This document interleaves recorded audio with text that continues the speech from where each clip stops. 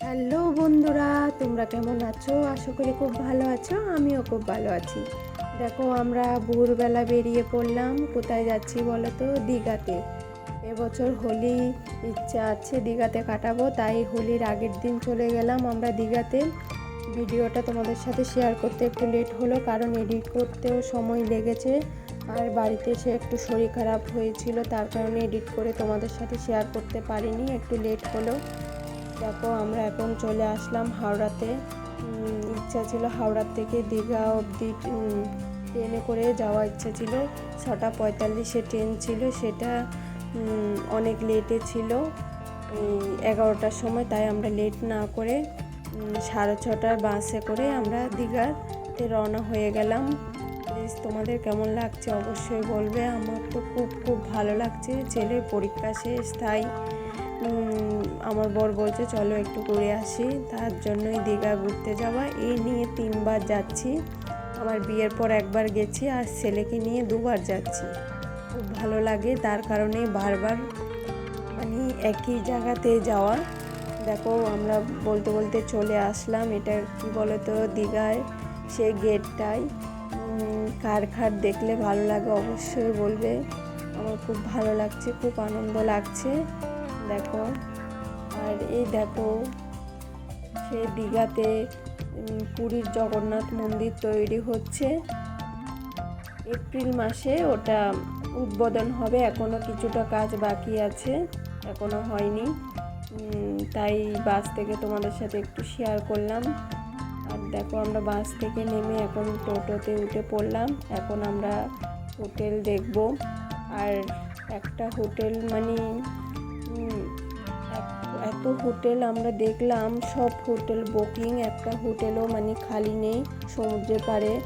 আর সব মানে যেতে যেতে মানে যা যা খালি আছে সব মানে এত রেট বলছে, পার ডে 1500 টাকা, 2000 টাকা এরকম করে চাইছে।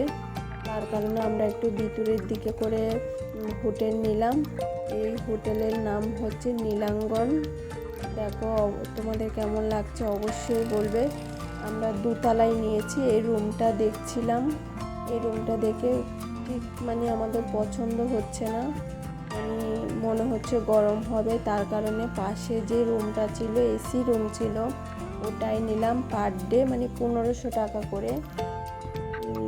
এই রুমের মানে ঠিক ভালো লাগেনি, বাথরুম সত্যি কথা বলতে, তাই পাশের রুমটা নিয়ে নিলাম। কারণ ওই রুমটা খুব মানে ভালো লেগেছে, পরিষ্কার মনে হয়েছে, তার কারণে এসি ছিল, গরমে কষ্ট হবে না, তাই পাশের রুমটাই নিয়েছিলাম। তোমাদের সাথে শেয়ার করছি, অবশ্যই বলবে কেমন হয়েছে আমাদের এই হোটেলের এই রুমটা।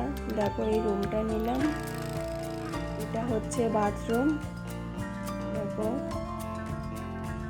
খুব পরিষ্কার। এই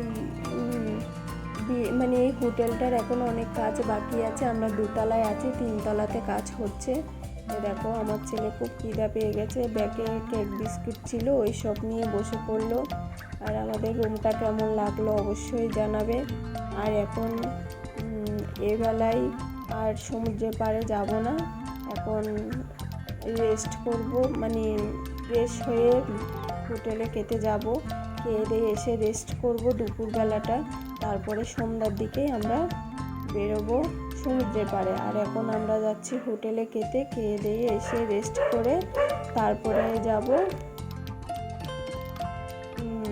সন্ধ্যাবেলা সমুদ্রের পাড়ে। দেখো, আমরা এখন ঘুম থেকে উঠে পড়লাম, উঠে রেডি হয়ে চলে গেলাম একটু চা খেতে। আমার বর বলছে চলো আগে চা খেয়ে নিই, তারপরে সমুদ্রের পাড়ের দিকে যাব। ঘুম থেকে উঠলাম, দেখো ছেলেকে একটা বিস্কিট দিয়ে দিলাম, ও বিস্কিট খাচ্ছে, আর আমরা একটু চা বিস্কিট খাচ্ছি।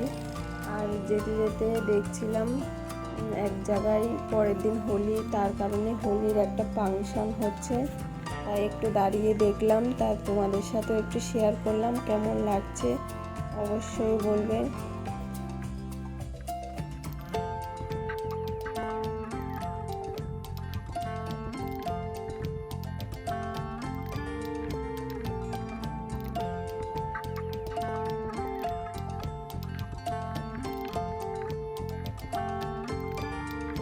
এখন চলে যাব সমুদ্রের পাড়ে। এই দেখো কি সুন্দর লাগছে, দেখো এটা হচ্ছে সমুদ্রের পাড়ে সে মার্কেটটা, তাই তোমাদের সাথে একটু ঘুরিয়ে দেখালাম। কেমন লাগছে অবশ্যই বলবে বন্ধুরা। আমার খুব ভালো লাগছে আর খুব আনন্দ লাগছে।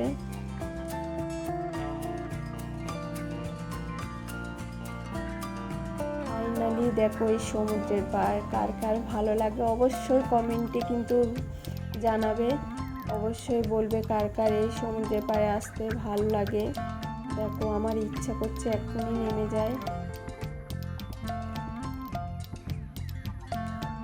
কেমন লাগছে অবশ্যই বলবে। আর পরের দিন তো হোলি ছিল, আর হোলিতে প্রচুর ভিড় হয়েছে বন্ধুরা। তোমরা অবশ্যই জানো হোলিতে দীঘাতে খুব ভিড় হয়, মানে হোটেল পর্যন্ত মানে পাচ্ছি না, সব বুকিং। ঠিক আছে বন্ধুরা, আজকের মতন এইটুকু। আমার ভিডিওটা কেমন লাগলো অবশ্যই জানাবে প্লিজ। ভালো লাগলে একটু লাইক কমেন্ট শেয়ার করে দিও। টাটা আজকের মতন।